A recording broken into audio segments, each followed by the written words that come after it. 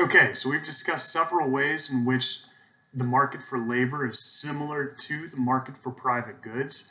And I do want to make clear that anytime that I'm going to ask you to solve a problem of analyzing the market for labor, thinking about a shift in the supply of labor or the demand for labor, I want you to use the standard framework of having the price of the good on the vertical axis, the quantity of the good on the horizontal axis, an upward sloping labor supply curve, and a downward sloping labor demand curve.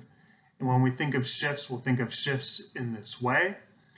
However, there's a difference between the types of problems that I expect you to solve in this class, being this one, and a model which may more accurately describe how individuals and employees behave in the real world, which I think is more like this one. Now you'll notice here that this labor supply curve isn't strictly upward sloping in one direction. We call this the backward bending labor supply curve. So why would we think that this may be more realistic than this simple upward sloping labor supply curve? Well, we think of the decisions which employees make as reflected by the upward sloping labor supply curve as indicating that as the wage gets higher, as the compensation is more generous, then employees are willing to work more. There may be more employees that would say, hey, you know, at $4 an hour, I was just as happy staying at home. I could find other resources for income. I could have some investments that pay dividends. I'm not going to work for $4 an hour, but if you increase that to $12 an hour, then yes, it's worth my time. When we think about decisions which employees make and think about the backward bending labor supply curve, then that is what is reflected in this lower half of the backward bending labor supply curve. So the question then is, why would we think that employees would work less as the compensation becomes more generous? Why do we see the labor supply curve sloping backwards? Well, this may be reflected by there being a sufficient level of income or wealth to keep employees happy. And because you only have 24 hours in a day, you can either spend that time working or enjoying your free time, which we'll call leisure. Now, if an employee has a choice between spending time working or spending time relaxing or just enjoying their life, then those are going to be substitutable goods or substitutable decisions. And so we would think that your leisure is a normal good, that the richer that you become, the more you demand leisure. And this is pretty obvious when we think about millionaires and tech entrepreneurs and people who vacation down in the Caribbean or have yachts, that they don't want to spend all of their time working, even though they could be making more money. That leisure is also important. They want to spend time enjoying that money which they've earned. And so this backward bending labor supply curve is going to be dominated then by two different effects. So in this top half, we're going to say that the income effect, I'm going to put just abbreviate effects here with an E, is going to dominate the substitution effect. And in the bottom, we'll say that the substitution effect is going to dominate the income effect. So what we mean by this is that employees are always going to treat income or leisure as a normal good. And they're always going to demand more leisure when they get wealthier. However, they're also going to weigh the opportunity cost of their time. And as their opportunity cost of leisure increases as their wage increases, remember, opportunity cost is what you're giving up to get more of something else. And if what you're giving up to get an hour of leisure now becomes more valuable, since you're now getting $12 an hour instead of $4 an hour, then the opportunity cost of leisure increases as well. So in this lower half, the substitution effect of that opportunity cost is going to dominate the income effect. So we see people working more in response to higher wages, even though leisure is a normal good and they should be consuming more of it. And that's because the opportunity cost of leisure is now greater. However, even though in the upper half, the opportunity cost of leisure is also becoming greater, that income effect is going to dominate, so that employees are going to decide to work less because they want to enjoy more of their leisure. And so we think that this is probably a more realistic explanation of how individuals respond to incentives when providing their labor. And we're going to take a look at what an implication of that may be for tax policy on the next slide. But remember, when we talk about solving problems in this class, we're going to stay within this framework. So you'll notice that the graph on the right here looks similar to the graph which we saw in the previous slide, the backward bending labor supply curve. However, the axes are different.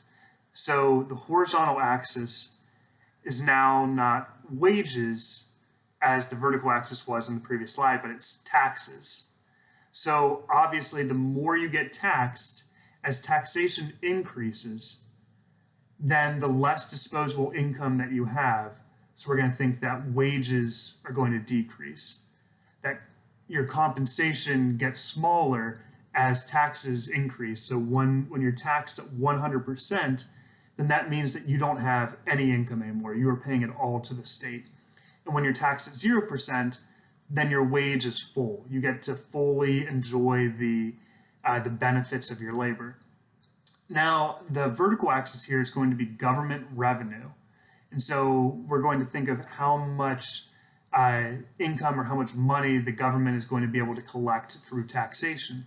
And this curve is going to posit that that is going to have a kind of a inverted relationship with the amount of, with the tax rate. So I should probably make that clear here as well. So let's focus on this word rate. So this means the percent of your income that is going to be taxed by the state. And so we'll think of T is equal to, or an example of a tax rate would be 30% or 70%. That is going to range from 0% to 100%. And the amount of revenue that the government collects, which we're going to call TR for tax revenue, is going to be that tax rate T, which we see over here, multiplied by income. So multiplied by how much the taxable population has to contribute to the government, how much they earn. So this curve is important because it was drawn on a napkin in the 1970s by an economist named Art Laffer and became highly influential in conservative politics, and specifically Ronald Reagan was known to have an affinity for this graph, and he used it as a way to justify massive tax cuts, thinking that we were far to the right of this point T star, and that by decreasing our tax rate, we could actually increase government tax revenue. Now, obviously, that is an empirical question. I feel like it's pretty rational that this curve exists. It's just a matter of what that tax rate T star is, which would maximize our collected tax revenue. So for this reason, this is commonly known as the Laffer curve. However, this is a pretty classic example of an American in the 20th century getting credit for something which was discovered centuries prior, in this case in the Arabic world, by Ibn Khaldun, who was an Islamic scholar in the 1300s, who is actually the, if we think about who should get credit for developing economics, we often give that to Adam Smith, as we saw in chapters 1 and 2 of the textbook. However, Khaldun is really the forefather of economics, as Adam Smith wrote The Wealth of Nations in the 1700s, and Khaldun only lived during the 1300s and died in the early 1400s. So he preceded him by hundreds of years, and really most everything that you find in Adam Smith's Wealth of Nations was first highlighted by Khaldun in the 1300s. This is a pretty classic example, though the phrasing was different.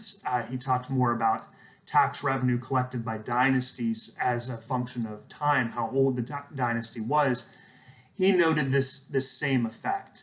And so what we think of here, we can tie this to the backward bending labor supply curve, because we can see as your wage decreases as you move from left to right, income is going to either increase or decrease.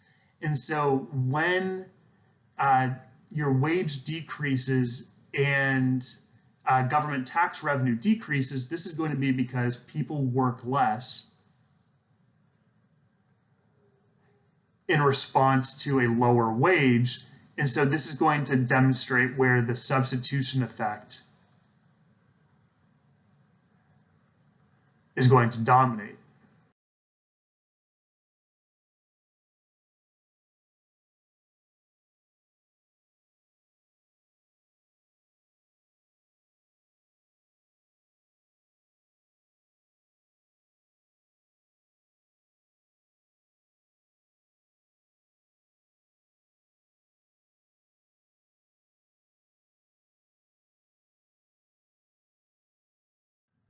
So the question then really becomes, at what point can we find that T star? What is the tax rate where we think we have the tax revenue maximizing rate of taxation? So whereas our top tax rate now is roughly around this 35% when we think of the federal income tax, an empirical estimate of the Laffer curve, really the Khaldun curve, found that tax revenue maximizing tax rate to be 70%.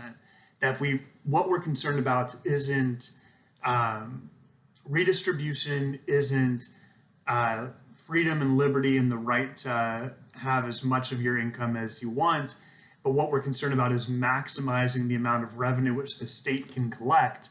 Then we should actually be increasing our tax rates pretty considerably, that we would not lose as much labor due to the substitution effect, and that actually people would be working more in response to a lower wage due to the income effect.